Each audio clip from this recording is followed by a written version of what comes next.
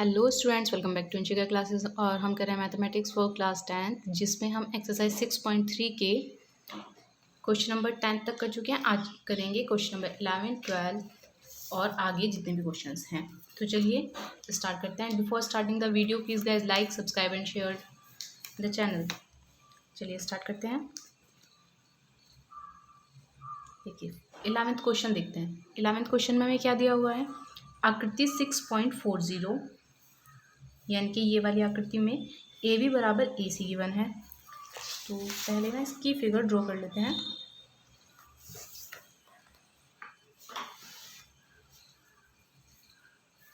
Question number 11।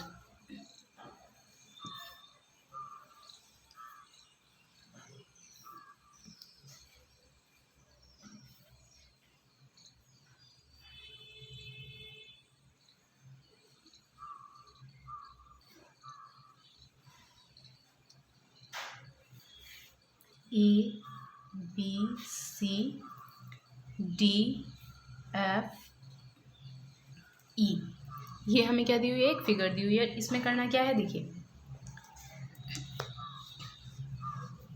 A B बराबर ए सी वाले एक, अगर ए बी बराबर ए सी है तो यानी कि ये कैसा त्रिभुज है? हमारा समद्विबाहु त्रिभुज। ए बी सी की बढ़ाई भुजा सी बी को ई तक बढ़ाया है। यदि ए डी परपेंडिकुलर है बी सी, यानी कि ए डी बी सी पर लंब है, और E F perpendicular A C, E F A C पर लंब है, तो सिद्ध करना है कि त्रिभुज ए बी डी और ई सी एफ समरूप है। तो चलिए देखते हैं। त्रिभुज ए बी डी व त्रिभुज ई सी एफ। सबसे पहले तो चलिए ये इसमें देखिए हमें क्या गिवन है? ए बी बराबर, ये हमें समरूप सिद्ध करना है। ए बी बराबर ए सी हमें गिवन है। यदि तो भुजाएं हमारी बराबर हो तो उनके संगत कोण भी बराबर होते हैं, तो एंगल बी एंगल सी के बराबर हो जाएगा, यानी कि एंगल ए बी सी बराबर हो जाएगा एंगल ए सी बी के। ये वाला एंगल इस वाले एंगल के बराबर हो जाएगा। तो चलिए अब देखते हैं त्रिभुज ए बी डी व त्रिभुज ई सी एफ में।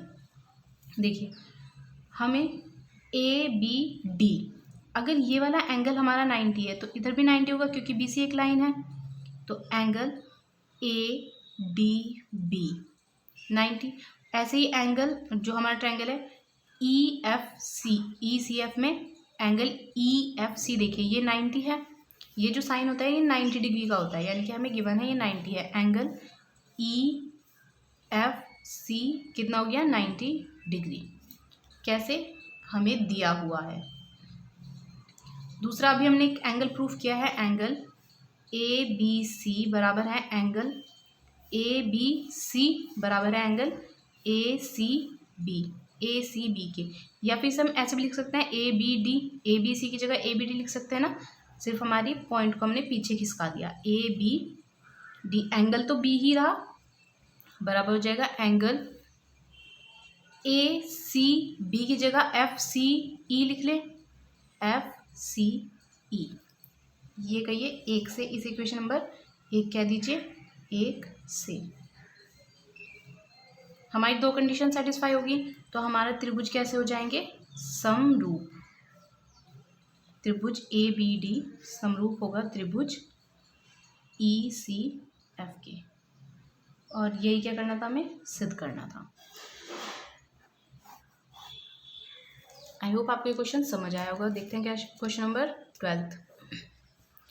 क्या है? एक त्रिभुज ए बी सी की भुजा ए बी और बी सी तथा माध्यिका ए डी एक अन्य त्रिभुज पी क्यू आर की क्रमशः भुजाओं पी क्यू और क्यू आर तथा माध्यिका पी एम के समानुपाती है। ये दो त्रिभुज है हमारे पास।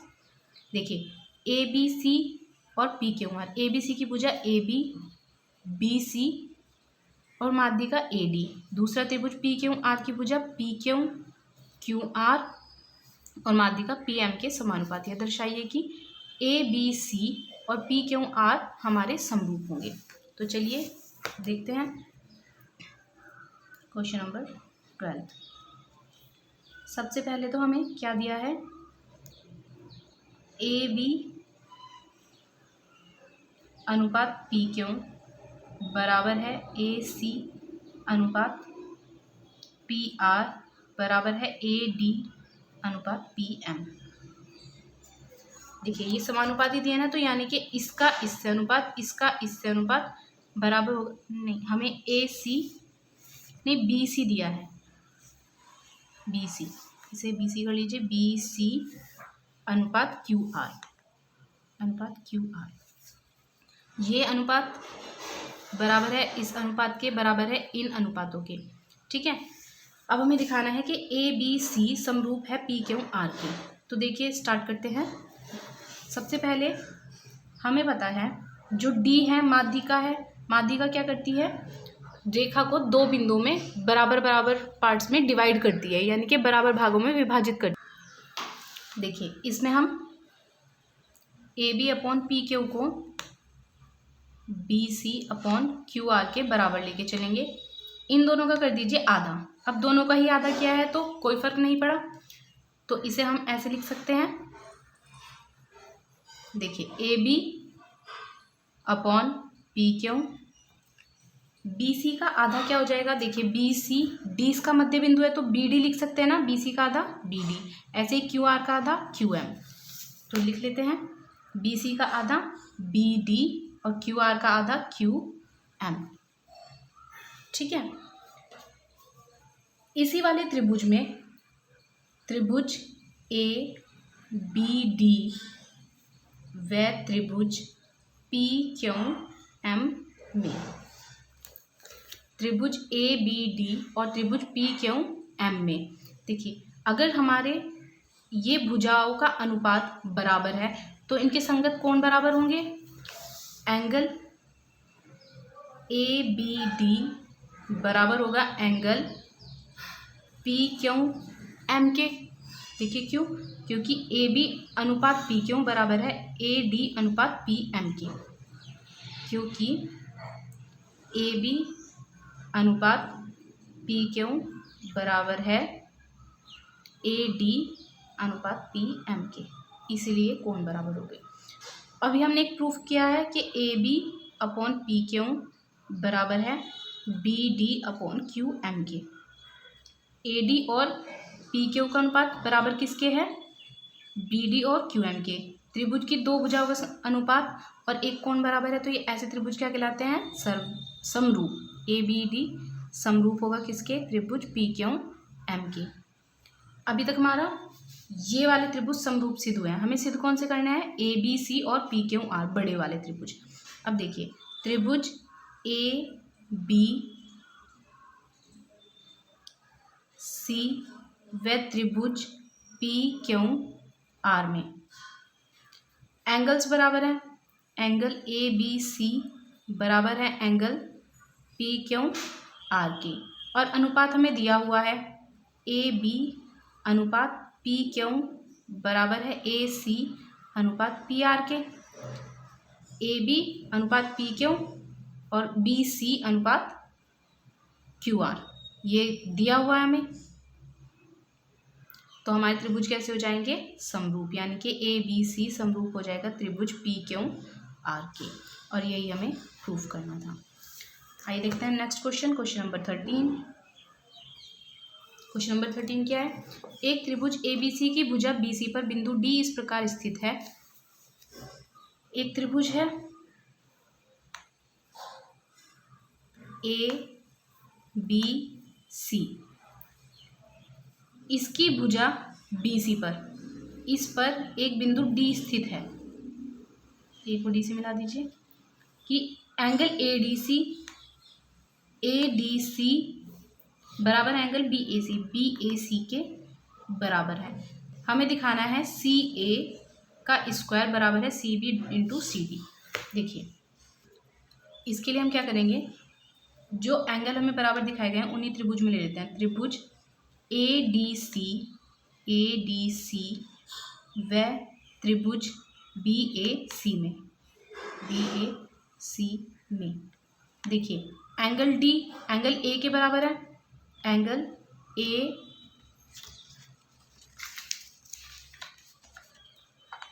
ADC बराबर है एंगल BAC के।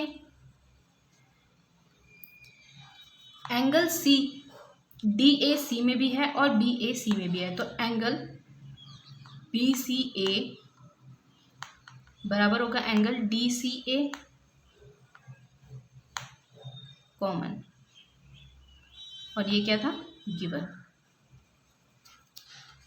हमारे पास दो एंगल सेम आ गए, तो हमारे त्रिभुज कैसे होते हैं, समरूप होते हैं। तो हम यहाँ पर लिख देंगे कि हमारे त्रिभुज समरूप होंगे, यानी कि त्रिभुज ADC समरूप होगा, ADC समरूप होगा त्रिभुज BAC के। ठीक है। अब समरूप त्रिभुजों में क्या होता है, हमारे इनकी भुजाओं का जो अनुपात होता है वो बराबर होता है। देखिए भुजाओं का अनुपात यानी कि CA, इस वाले ABC में CA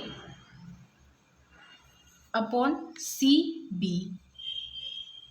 संगत भुजाओं का अनुपात यानी कि संगत भुजाएं कौन सी हो जाएंगी, CD। एंगल किस पे हमारा, D पे। ऐसे यहाँ पे A पे था, CA लिया था, तो अब क्या लेंगे CD अपॉन किस पे एंगल नहीं है, CA पे, और इस पे किस पे एंगल नहीं था हमारा, CB पे नहीं था, तो बिना एंगल वाली साइड कौन सी होगी हमारी, CA। क्रॉस मल्टीप्लाई कर दीजिए, CA dot CA is equal to CB dot CD। इसे लिखेंगे हम CA स्क्वायर और CB डॉट C। ये डॉट का मतलब है यहाँ पे मल्टीप्लाई। यही हमें प्रूफ करना था। ठीक है, बढ़ते नेक्स्ट क्वेश्चन की तरफ। क्वेश्चन नंबर 14 क्वेश्चन क्या कहता है, एक त्रिभुज ABC की भुजाएं AB और AC तथा माध्यिका AD एक अन्य त्रिभुज की भुजाओं PQ और PR तथा माध्यिका PM के क्रमशः समानुपाती हैं। तो त्रिभुज ABC और PQR समरूप दिखाने हैं। देखिए सबसे पहले तो हमें, क्योंकि फिगर नहीं दी गई है तो इसकी फिगर बनानी पड़ेगी। त्रिभुज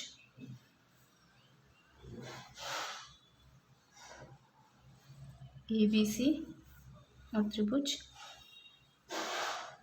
ABC और दूसरा त्रिभुज है हमारा PQR। ठीक है, इनकी माध्यिका दी हुई है AD, D यानी कि इसका मध्य बिंदु होगा, इसकी माध्यिका दी है PM। और क्या कहा है हमें कि AB अनुपात AC बराबर है AC अनुपात PR बराबर है इनकी माध्यिकाओं के अनुपात के, AD अनुपात PM। और हमें ये त्रिभुज कैसे सिद्ध करने हैं, समरूप सिद्ध करने हैं। देखिए ये समरूप सिद्ध करने के लिए ना सबसे पहले हम क्या करेंगे, कंस्ट्रक्शन कर लेंगे, खुद से ही बनाएंगे जो हमें नहीं दिया है।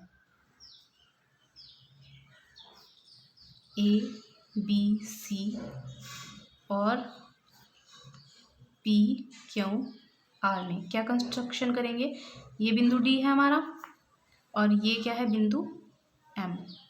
इसे आगे बढ़ाएंगे, कितना, जितना AD है उतना ही हमने इसे आगे बढ़ा दिया। इसे इससे मिलाया, इसे इससे मिलाया, इसे बोल दिया हमने E बोल देते हैं। ऐसे ही इसे इतना आगे बढ़ाया कि ये PM के बराबर है और इसे हमने बोल दिया L। अब देखिए AD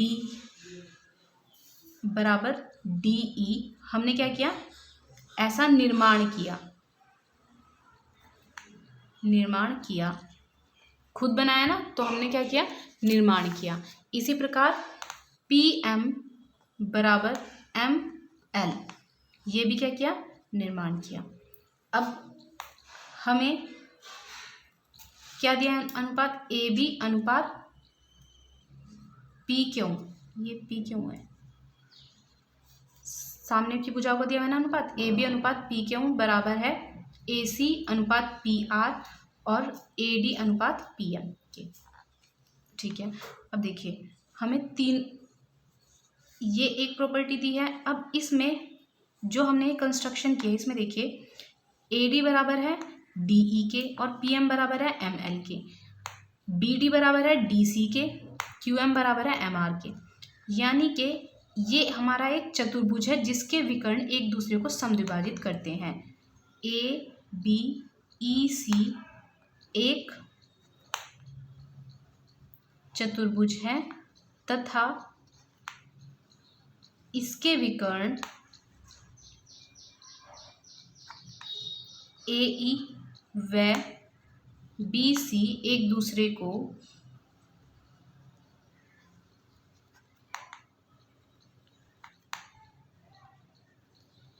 समद्विभाजित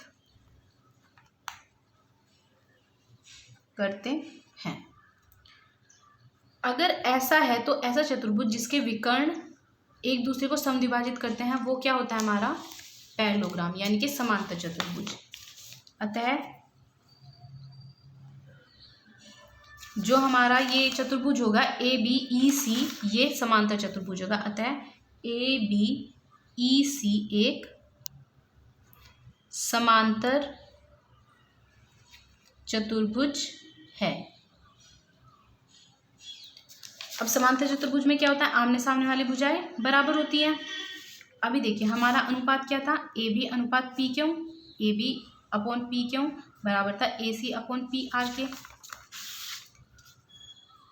ए बी अपॉन पी क्यों बराबर है A C upon P R के।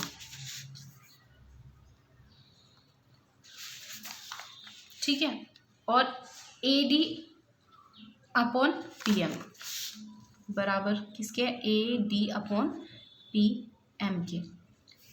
अगर समांतर चतुर्भुज है समांतर चतुर्भुज में क्या होता है आमने सामने की भुजाएं बराबर होता है। ए सी बराबर होगा बी ए ई के और पी आर बराबर होगा क्यू एल के। ए सी बराबर बी ई और पी आर बराबर क्यू एल। पी आर बराबर क्यू एल। क्यू समांतर चतुर्भुज की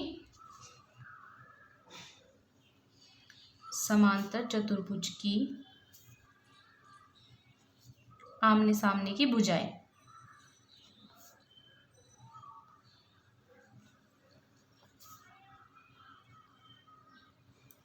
बराबर होती हैं इसीलिए। अब ए सी की जगह बी ई और पी आर की जगह क्यू एल लिख सकते हैं तो A B upon P Q बराबर आ जाएगा B E upon Q L. अगर मैं इसे दुगना कर दूं जैसे हमने पहले आधा किया था ऐसे ही अब हमने क्या किया ए डी को दुगना हमने डी ई ए डी के बराबर कंस्ट्रक्ट किया था तो हम इसे पूरे को लिख सकते हैं ए डी का दुगना डी ई मतलब ए ई और ऐसे ही पी एम का दुगना पी एल। तो चलिए इसे लिख लेते हैं ए ई अपॉन पी एल। अब इन त्रिभुजों में देखिए इसका अनुपात इसके बराबर इसका अनुपात इसके बराबर इसका अनुपात इसके बराबर तो ये त्रिभुज कैसे हो जाएंगे हमारे समरूप हो जाएंगे साइड साइड साइड समरूपता से। तो त्रिभुज ए बी ई समरूप हो जाएंगे त्रिभुज पी क्यू एल की। कैसे साइड साइड साइड समरूपता क्योंकि हमारी भुजाओं के अनुपात से हुआ है ना तीनों भुजाओं का अनुपात बराबर है तो त्रिभुज कैसे होते हैं हमारे समरूप होते हैं। ठीक है इसी प्रकार तो हमारा जो अगर ये वाला त्रिभुज इसके समरूप है तो हम कह सकते हैं एंगल बी ए ई बराबर होगा एंगल क्यू पी एल के। समरूप त्रिभुजों के एंगल बराबर होते हैं एंगल बी ए ई बराबर होगा एंगल क्यू पी एल के क्यू पी एल के। इसी प्रकार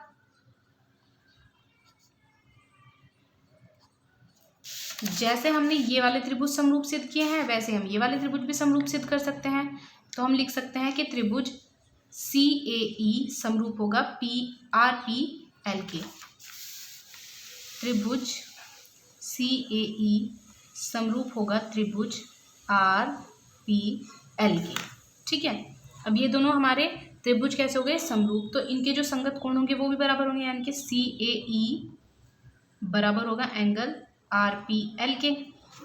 अब देखिए फर्स्ट इसे कह दीजिए सेकंड फर्स्ट प्लस सेकंड कर दीजिए एंगल बी ए ई प्लस एंगल सी ए ए ई बराबर होगा angle Q P L plus angle R P L. अब देखिए त्रिभुजों में हमने क्या किया, बी ए ई प्लस सी ए ई, ये वाला एंगल प्लस ये वाला एंगल क्या हो जाएगा, बी ए सी हो जाएगा ना पूरा। तो हम लिख सकते हैं ये पूरा एंगल जुड़ के कितना हो गया हमारा, एंगल बी ए सी। इसी प्रकार ये वाला एंगल क्या हो जाएगा हमारा, Q P L plus R P L, यानी कि क्यू पी आर हो जाएगा। तो इसे भी हम लिख सकते हैं एंगल क्यू पी आर। अब देखिए इसे कह दीजिए थर्ड। हमने क्या किया, एक कंस्ट्रक्शन किया था, उसमें हमने इन त्रिभुजों को समरूप दिखा के इनके एंगल को कर दिया इक्वल। अब हमें जो सिद्ध करना था, त्रिभुज ए बी सी और पी क्यू आर को समरूप सिद्ध करना था।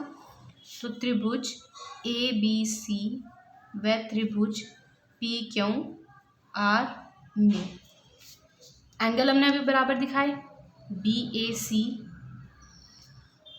बराबर है एंगल क्यू पी आर के। अनुपात बराबर है हमारे A B upon P Q बराबर है A C upon P R के। हमारी संगत भुजाओं के अनुपात बराबर है, ये अनुपात ये बराबर है, ये अनुपात ये, और इनके एंगल बराबर हैं। तो ये क्या हो जाएगा, हमारे त्रिभुज समरूप हो जाएंगे। त्रिभुज ए बी सी समरूप हो जाएगा कैसे, त्रिभुज पी क्यू आर से। ये कैसे कि हमने इक्वेशन थर्ड से लिखा और ये हमें दिया हुआ है।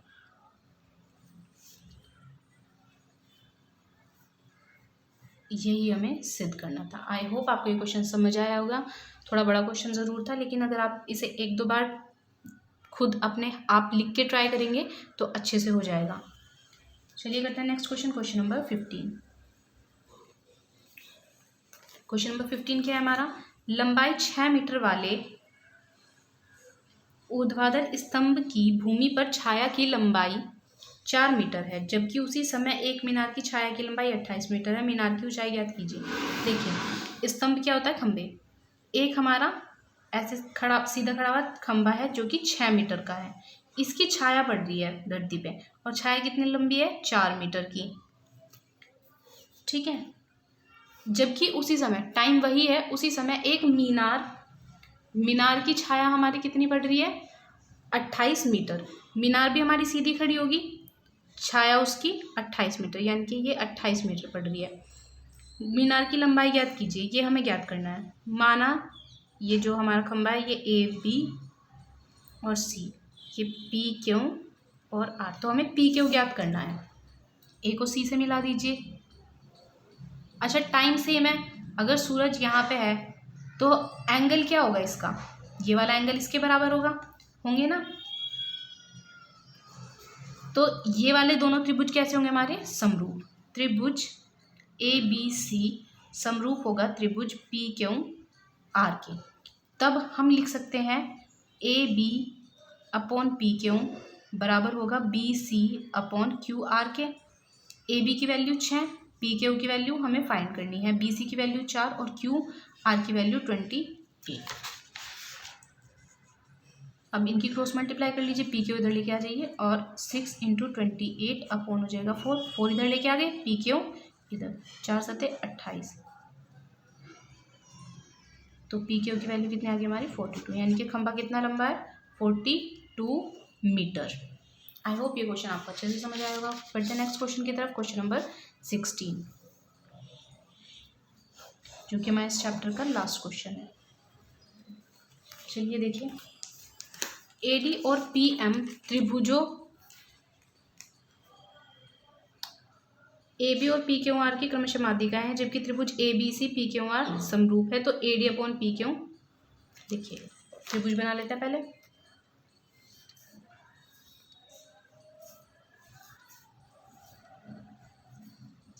ए B C P Q R, A D माध्यिका है,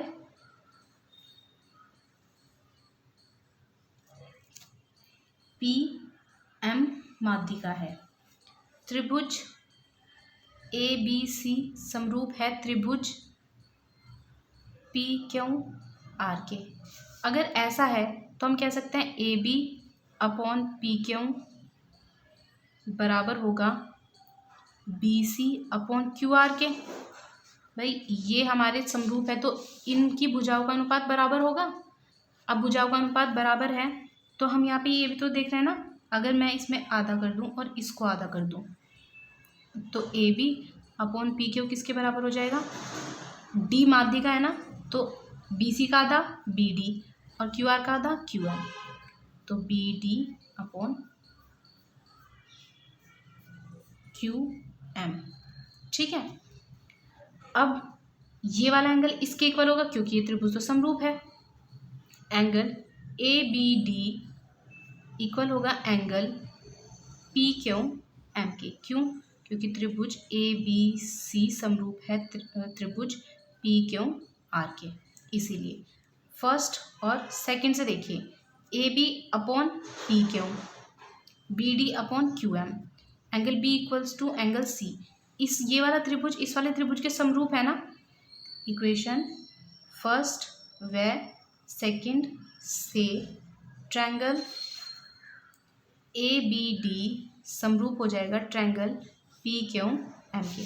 देखिए ए बी डी समरूप हो जाएगा पी क्यू एम के, क्योंकि ये ए बी अनुपात पी क्यू बराबर है बी डी अनुपात क्यू एम के और एंगल्स भी इक्वल है, इसीलिए।